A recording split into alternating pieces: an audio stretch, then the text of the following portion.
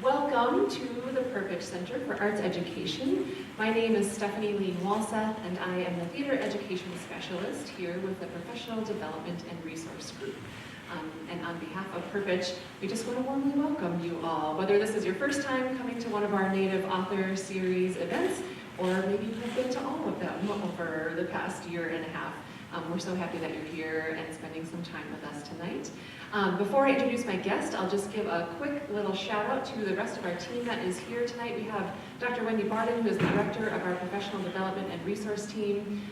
As you came in, you might have seen Mary Harding, who is our Dance Education Specialist. She teaches here at the high school and also works with the Professional Development Team. And Ann Dennison, our librarian. So if you need anything, please feel free to ask any of us. Also, taken together, we represent the three parts of Perpich: the high school, which we are in right now, our library, which is an excellent resource to all of you, and our team where we support arts educators across the state of Minnesota. So thank you so much for being with us this evening. We are so excited and thrilled to have Kim Sigafus with us this evening. Kim is from the White Earth Nation, and is internationally published award-winning author and speaker. I will let her pronounce her Ojibwa name. Bekaadiziikwe. It means quiet woman. You're going to wonder why. He named me that, but that's what it is. Yes, thank you. Kim writes in many genres, including Native American fiction, nonfiction, YA, and children's books. She's written plays that have been produced too, which I'm excited to hear more about as the theater education specialist. Kim also enjoys sharing her culture with others. She presents in her native regalia and drums and sings. And she travels throughout the United States doing native programs for schools and libraries, and has presented at conferences and museums, including the Chicago Museum of Science and Industry. In her spare time, Kim crafts talking feathers and dream catchers. Please help me welcome Kim Sigafus tonight. So our plan for this evening is I have some prepared questions, and so we'll do a Q&A, and then we will open up for some of your questions as well. By about 6 o'clock, we're hoping to head down to our library, which is just down the hall here, where you will have access to more of Kim's books for sale if you would like. She'll also be signing books, and then you're also welcome to check out our collections in the library. So we hope that you will join us for that as well. And you can be thinking about and percolating on your questions or comments for Kim as we get going. So I'm wondering if we can start off with this first question about sharing a little bit about your background. The full question asks about your experiences in school and how those influenced your journey as an author. I thought this question seems very apropos, given that we are working with educators and you're situated in a school, and it looks like you work with and perform and present at schools, so that is part of your wheelhouse. And it also, from the descriptions of your books, many of them are set in schools, so a lot of connections to school. Wondering if you can share a little bit about your background and how that influenced your books. Sure. Okay, well, I was born in Golden Valley, Minnesota, and so I grew up in Minnesota and went to school in Minnesota, and I was born in the 60s. That tells you how old I am, kind of. And so I grew up in a kind of a racially challenged time, and I was teased a lot. I was bullied a lot for the color of my skin. So I was bullied all the way up until high school. Interestingly enough, when I got into high school, the girls that were bullying me the year before were coming up to me and saying, "Wow, you're really lucky, you don't have to go to the tanning bed." So I thought that was a little weird, and then kind of a turnaround.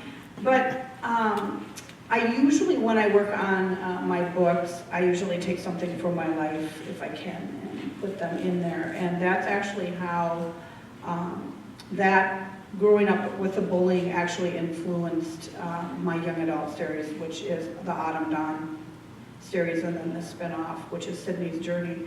And so I was born and raised here. My grandfather grew up on the White Earth Reservation. My father died when I was 1. My mother is not Native. So we moved into the inner city of Minneapolis, and I was raised in an Irish Catholic family with a little bit of German, and so we had a little Native American, a little Irish, and a little German culture kind of mixed together. And it wasn't until I became an adult, actually, that I started looking into my Native American heritage and started my education. I found my father's side of the family. We had lost touch with them, and started my Native education there. And so it was through them that I connected back to White Earth, and I've been connected there since. So I do a lot of programming. I've been doing programming for almost 15 years now. I run Kona, which is a celebration of Native Americans. It's an educational event in Freeport, Illinois, which is actually where I live now. And so I'm ensconced in definitely back more relating to my Native culture.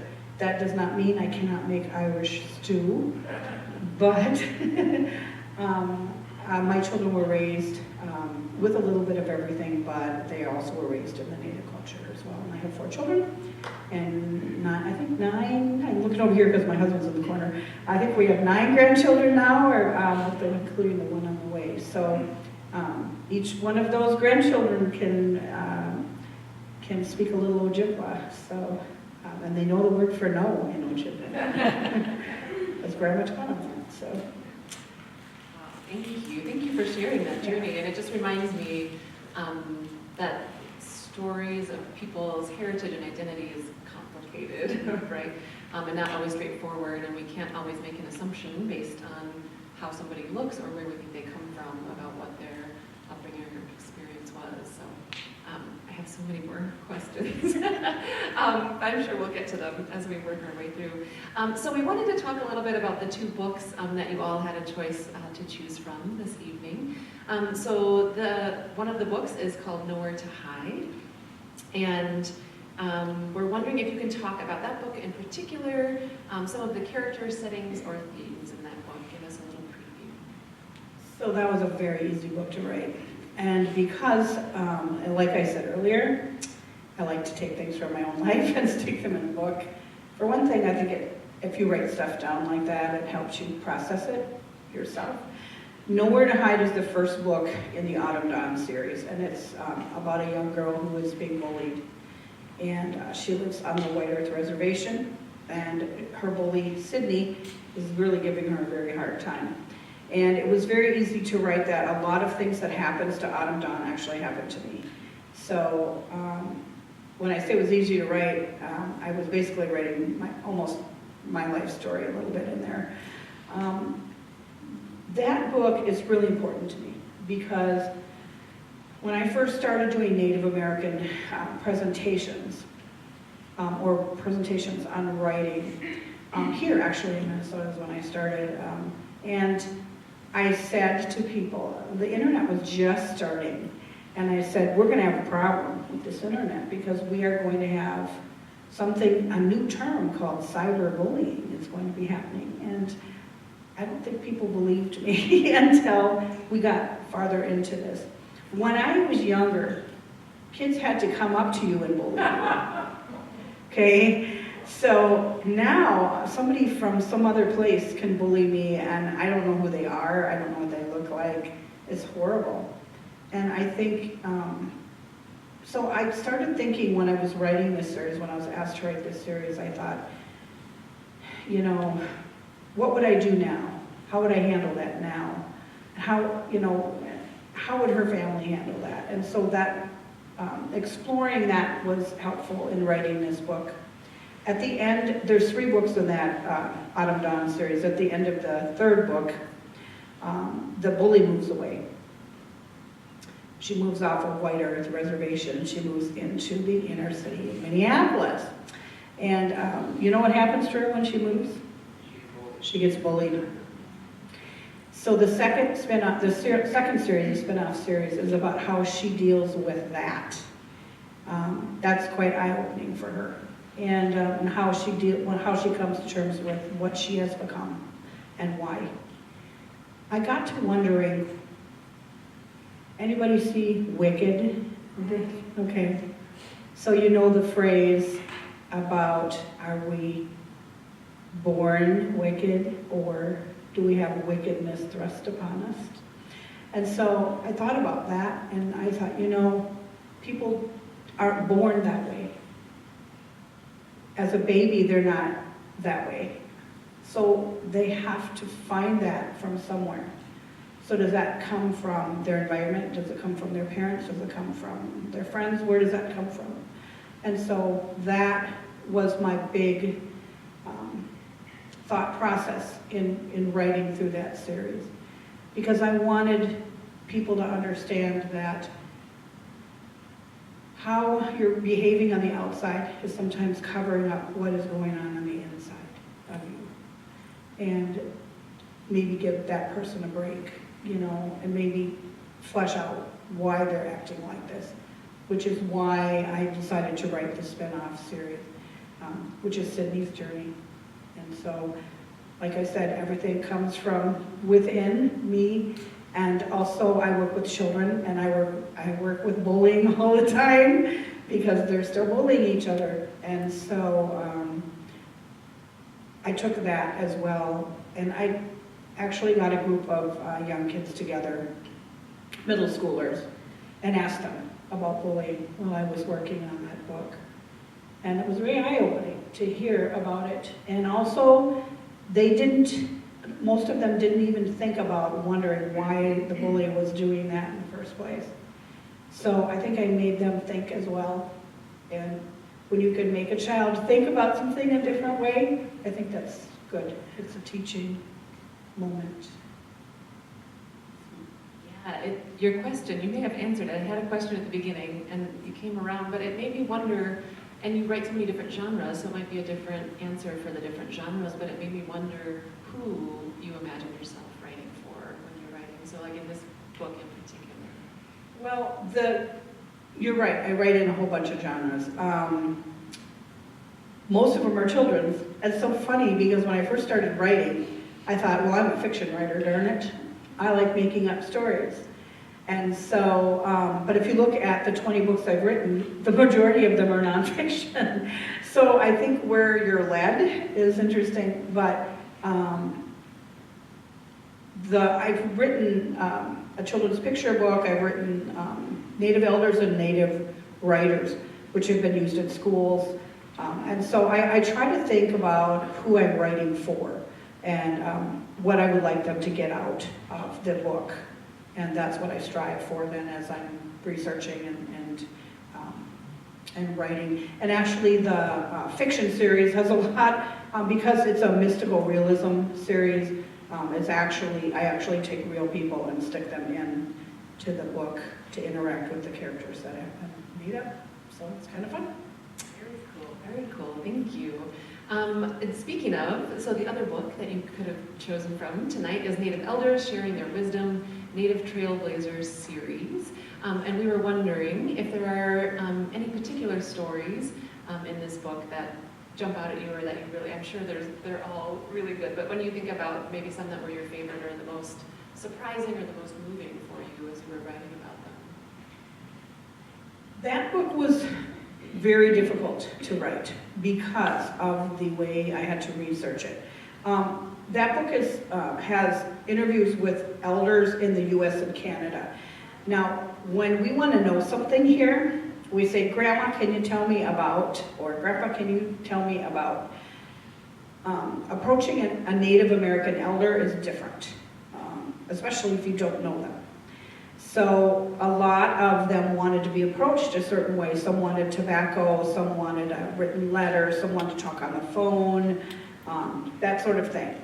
They pretty much keep things pretty close to the vest for the most part, and so in order to get them to open up for you, you have to find out the way they want to be approached. So it took me longer to get everyone to agree to the book and to actually write the book. In the corner, on the upper right corner, is a gentleman by the name of Percy Henry. When I tell you he lives at the top of the world, he pretty much lives at the top of the world. He lived in northern Canada. I'm sure he's passed now. He was almost 100 years old when I interviewed him. And he was one of 2 people that spoke his language, his native language. He was still teaching native language at the college up there, and he was 99. Now, he did not speak any English, so it was kind of difficult to interview him, but it was fun because what I did was I sent my list of questions to the interpreter, and they asked him the questions, and then they recorded him. And then I got sent the recording, and I got to listen to her interpretation of what he said as well as the recording. Excuse me. And I still have that. So that's very special to me, that I still have that recording of him speaking in his own language. Now, he was born on a trap line. Does anybody know what a trap line is? Okay. So basically, Mom was on a sled, and it was time to go into labor. And so they pulled over, and they made a makeshift little ice house, an igloo place, and she went in. She had Percy. After she was done, they put her back on the sled, and they just kept going. So he had a very interesting life, and that was his foray into the world. And so I love this book because each of these people were born into the world and have different thoughts about the world around them. And so I love the fact that the publisher called it Sharing Their Wisdom, because that's really what it is. And it talks about how they see the world, how they grew up and how they see the world. And so that was one of 2 books I did for that publishing company. The other one was Native Writers. And it was written basically the same way, with interviews with authors and in the US and Canada. One of the things that you said early on about the being able to talk with the people took as much time or more than the writing of the book itself. And I think one of the things that we have talked a lot about and learned in doing this Native Author Series and Artist Series is, right, so often we tell arts educators to connect with the elders in their community. Like, if you're going to do this work, that is something important to do, but then people don't always know how or what is appropriate. I'm curious what you learned in your journey of reaching out to many different people and having to find many different modalities of how they wanted to be approached. Yeah, just what that process was like and what you maybe learned in that process. Not that there is no one size fits all, there is no checklist, but what was the process like for you in going through that? You know, I knew elders had to be approached a certain way, but I never gave it much thought until I had to do it.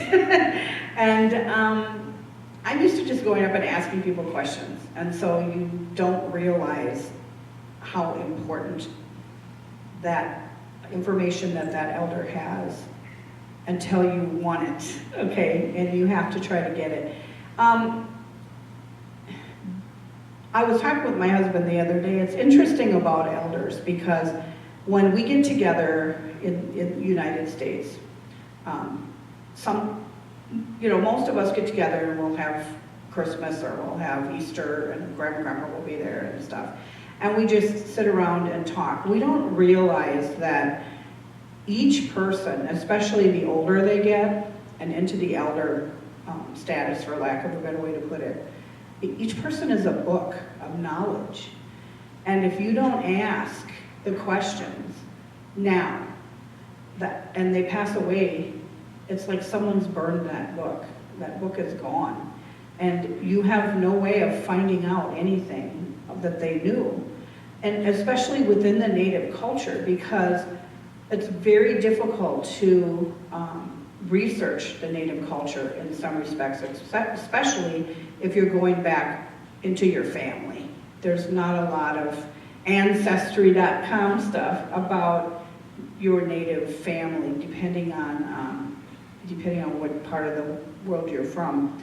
But my biggest takeaway from doing that book was just, again, reminding myself how important that elders are, or grandparents are, for everybody's culture, because they've been around a long time and they've lived a long time and they have so much knowledge.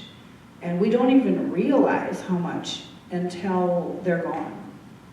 And so that's the one thing that was very important for me to remember as I was approaching them. And I could have approached it and been like, I'm on a deadline, people, but I knew I wasn't going to get anywhere that way. And they don't care on a deadline. They're very it's interesting for elders because they, when they're sharing their stories and they're talking to you, there are certain stories that can only be told to men. There are certain stories that women can't hear or children can't hear or that are just told to children. And so only the elder knows that. And so they'll tell you right off the bat whether or not they can tell you that story. And so it's very interesting how they impart their knowledge, I think. What an incredible, I don't know if you write about the process in the book or anywhere, but I would love to learn more about it. So if educators or arts educators are just beginning to explore Native literature and culture, are there general thoughts that you would share with them to help them develop a respectful lens for understanding and engaging the work? We talked a little bit about this beforehand. Yeah, we did. We talked. Can you still hear me? I shut myself up. I guess I didn't want to hear myself. Yes, actually, a couple of things that I wanted to touch base on about that. And one of them was, and I was thinking of the example of drumming, because I drum and sing, and I do that a lot during my programs. And I also pass out sheet music, and I teach during my presentations, I teach people a Native song, and then they get to play a drum or a rain stick or something, and so they get to be involved in the program, which they seem to really like. And but the thing is that if you've decided, for example, that you're going to teach something like drumming or singing, or if you're going to do, maybe you want to talk about the jingle dress, for example. Some things are appropriate to teach if you are non-native, and some things are not. So, for example, if you're going to teach about the jingle dress, which is a healing dress, it's a very special dress in our culture. It started in the Ojibwa culture, and now it's in every native culture. But don't just put one on and start dancing around, because that's not okay. It's not okay with us. Meaning the American Indian people or the Native American people. That's not honoring. You can teach in a different way. You can, what I do, I'm old.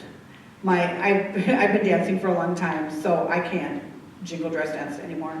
But I do have a mannequin, and I bring the dress and I put it on the mannequin, and I talk about the 365 jingles that are on the dress and the story of the jingle dress. And there's other ways to teach without actually putting that dress on that will get across to students and other people the importance of that. So you don't always have to, I'm going to teach about food, so I'm going to go out and grow the Three Sisters, and then I'm going to harvest it and put it. I mean, that's a great idea, but you don't have to go that route. There's a lot of different ways to teach other than putting the dress on or grabbing a powwow drum and start banging away at it. You have to think about whether or not that's honoring the culture that you're trying to teach about. I always tell educators, I realize we're in Minnesota, and so we're half the time. I remember one time it snowed in June. I remember that. But you get outside if you can. That is such a great place to teach. Right outside your classroom window, if that's all you have. Teach about the world around you. Talk about the birds and the trees and the maple syrup tapping and all of that. Again, you don't have to go maple syrup tapping. You don't have to poke a hole in the tree and hope some syrup comes out of there. But you can talk about that, and you can talk about what that was used for. And you know, they maple syrup tapped, and that's when they knew that they could move from their winter camp into their summer camp. was when the syrup started to run. And so there's things you can talk about without actually having to worry about learning how to dance or learning how to cook native way or learning how to tap a tree. So just my suggestion and hope is that whatever that you do, whatever you're teaching, whatever you're trying to convey to the students, that you do it with a native spirit, with a native honoring spirit. And it's not a, oh my God, I gotta teach Native American, you know, I have to do a week of this stuff. It's really think about it and how it's really important to us as Native people that our culture gets told accurately. And so, and with a good heart and with a good spirit. And so if you do that, then you can't go wrong, right? Beautifully said, thank you. I have so many questions, but I'm gonna just ask one more and then I wanna open it up to all of you. So you have a new book that just came out in January of this year. That's part of the Girls Survive Historical Fiction series. Can you share with us a little bit about how that book came to be? Yes, actually, I call it the Faye book because her name is Faye, but it's Faye, it's a Dangerous Journey, it's called. And it's about the Sandy Lake tragedy. I don't know, does anybody in here know about the Sandy Lake tragedy? Some people? Well, so the Native people were told that, back in 1850, they were told that they had to pick up their annuities. The government had put them on reservations and said, you're gonna stay here and we're gonna pay you some money so you can live. And so the government would come and every year and give them annuities and some things that they could use to live on. And they didn't want them on that land anymore, and so in Wisconsin, and so they said, you know, we need you to pick up your annuities in Minnesota. Okay, but oh gee, I'm so sorry that it's November and you have to travel there. Otherwise you don't get paid. So a lot of the families got up and took canoes or walked over there. And when they got there, the annuities wasn't there. Matter of fact, it took weeks for that to show up. And the families thought they were going there and coming back, and they ended up there in the winter for weeks waiting for that money and those supplies. While they were there, they were charged for everything, every piece of wood, every blanket, everything. By the time the money showed up, they didn't have much left. They had to pay for all the things that they were using while they were there. Because the fur traders were all standing around and they were saying, hey, you know, you're gonna get some annuity. You cold? I'll give you a blanket. You can just pay me when you get your money. So a lot of people died on the way there while they were there, and a heck of a lot of people died on the way home. So my publisher approached me. She approached me and she said, I want you to talk about the Sandy Lake tragedy and I want it in a children's book. And I thought, wow, how do you teach? I mean, I'm like, that was a horrifying event. How do you teach that horrifying event without scaring the crap out of these kids, right? And so I thought about it for a long time. I'm like, oh my gosh, I don't know. And then I thought, there's nothing wrong with scaring the crap out of these kids. You have to tell the truth. This is what happened. You don't have to have the pictures be blood and gore, but this truly happened. And in this book, Faye and her family went. They took their canoe and they promptly fell out of it after Faye's sister was goofing around. They fell into the water. They got cold. They got back in the canoe. A lot of stuff happened, but unfortunately, Faye's mother was one of the casualties of that, and she passed away. And during that time, they had nowhere in Minnesota to bury people, and it was cold, and the ground was frozen. So Faye had to, they put her mother in a canoe, and Faye and her sister had to carry that canoe back with their mother in it who had passed on. That's the reality of what happened. And it's horrible and it's horrifying, but it's the truth. And I think we spend a lot of time shielding kids from the truth, and that's where we get a lot of misconceptions about cultures. And so I think it's important to share that truth, and I know the publisher thought so, which is why she asked me to write that book. Thank you. Thank you for telling that story. It really speaks to the importance of this work, maybe even more in this current political moment we find ourselves in, right? Where the pushback against this idea of DEI, which is often just the historical truth of what happened in these stories and having the bravery to tell them. So thank you for that. I want to open up to questions that you might have. So Anne has a microphone. If you have a question, raise your hand and Anne will come on down. We are a small group tonight, but it's always nice. We are recording and nice to be able to have that. And then we don't have to repeat your question if we can hear you.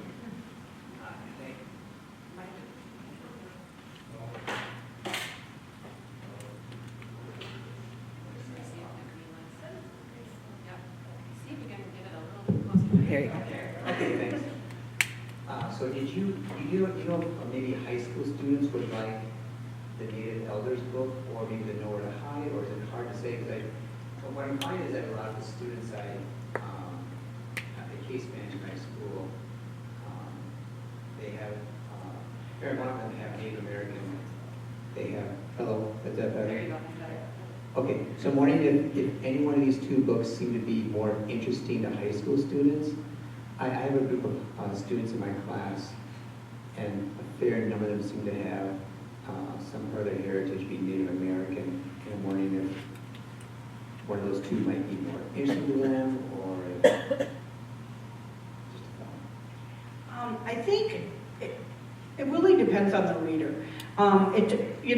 Nowhere to Hide series, the Sydney series, and Autumn Dawn series, that's going to appeal to middle school on up. I have parents that buy that book. I have adults that buy that book. Those bullies grow up and they still bully. So there's some of us that are still being bullied. But,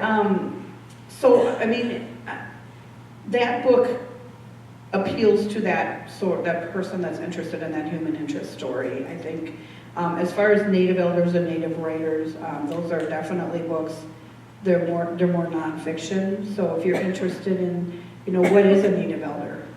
If you don't know really why they call them Native Elders, or what is a Native Elder, or why is it important for them to share their wisdom, that might be a book that they're interested in. Native Writers is a book that has biographies for like Louise Erdrich and Tim Tingle and Joe Bruchac and people like that are Native writers.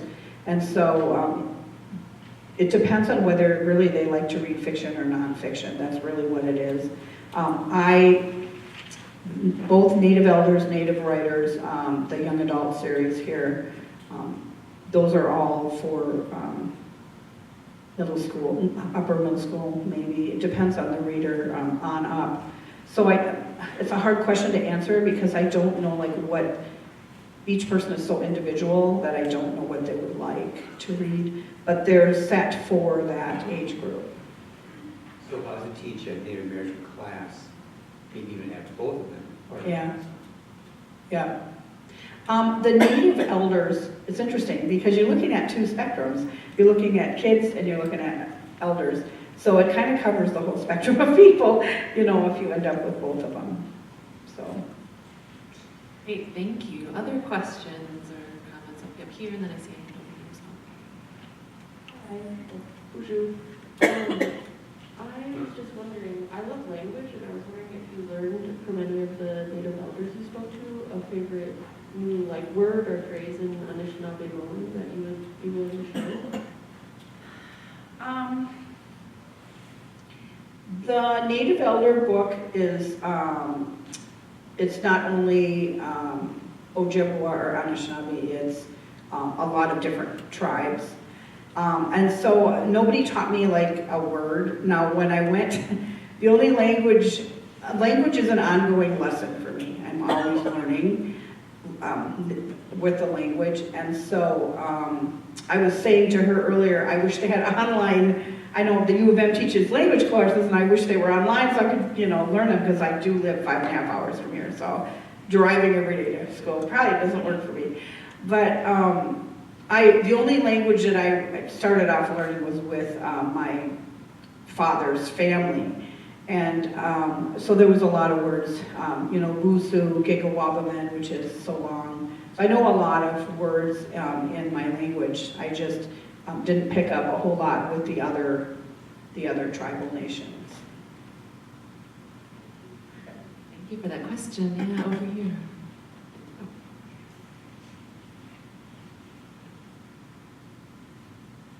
Thank you so much. So I get to teach 500 kindergartners art, and my favorite part is just teaching them the concept of what does it mean to be indigenous, food, plants, scams, people, and what does it mean to be an elder, and stories are gifts, and kindergartners love to tell stories and listen to stories, so thank you for this.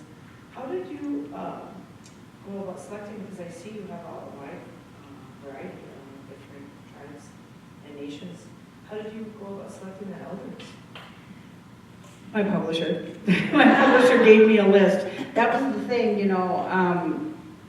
it would have been easier, I think, if I could have picked my own elders, my own writing friends, but because I was given a list, that is the ones that I interviewed and the ones that I did, and so that's how I ended up with them. That being said, I learned huge amount of things from that book, Native Elders, that I would not have learned from my friends, so there's a reason why that happened, I'm sure.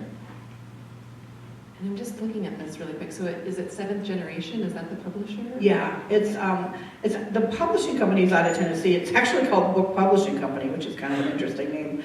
But they work under Native Voices and 7th Generation. Now, the Native Elders and Native Writers is published in Canada as well, and the covers of the books are completely different and the names are different. So it's kind of interesting for me as a writer to see that. So I have those books in my own library. In the same darn book, but with 2 different covers and 2 different names. So, yeah. Interesting. Thank you. Oh, another question up here. Do you think for children, students in schools in Minnesota, do you think that there should be more priority to have children's books and stories from Minnesota tribes, or maybe more diverse, such as Native tribes all over America?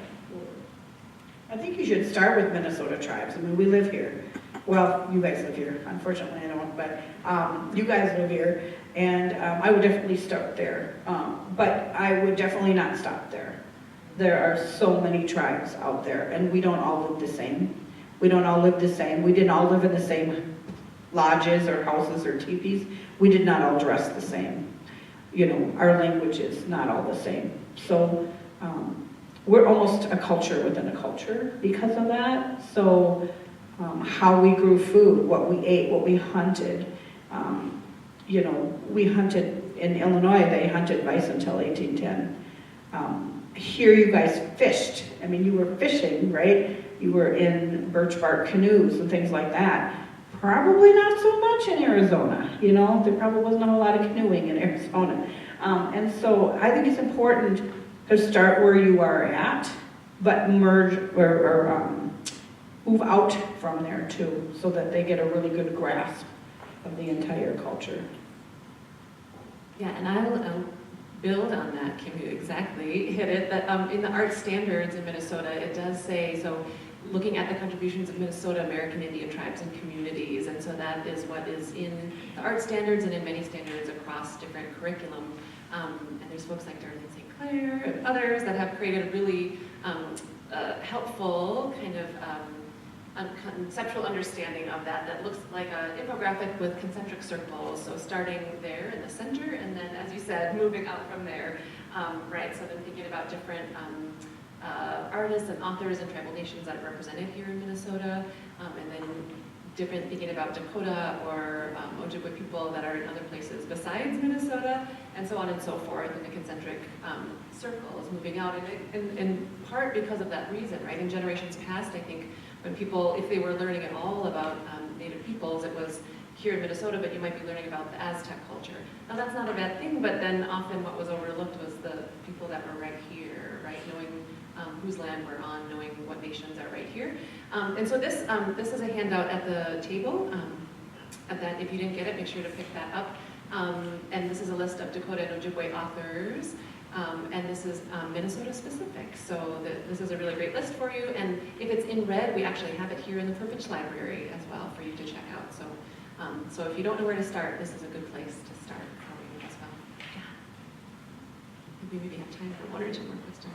Thank you so much for being here. I guess this is more of a question for you as the author. Books have a tendency to teach us something about ourselves and the journey. And if you feel comfortable, is there something that this book and this process revealed to you, either about you or something that you didn't know before the journey started? That With a specific book? the elder book. Oh, the other book. You know, I'm 61. And so for a while I thought you had to hit a certain age and then you were an elder. And one of my elder, one of my best friends, Pat, looked at me like I'd lost my mind. Apparently, it's not the age that you're at. And so I didn't know that. And I realized by talking to her and also working on this book, it's not how old you are, it's how far you've come in your life and what you've learned and whether, the knowledge do you have the knowledge that you can impart to others and share with others that can help them along in their journey.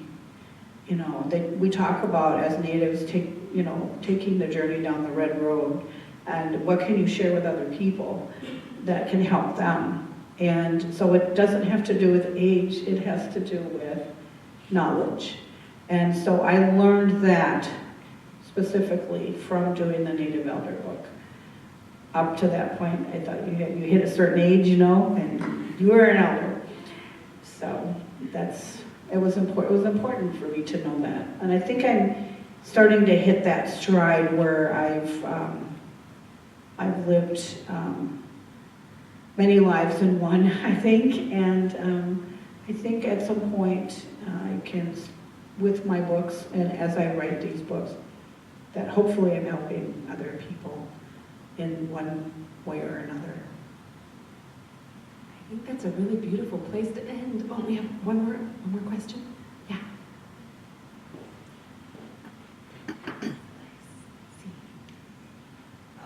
Does the book share, or do you know how elders were chosen or got to be titled elder?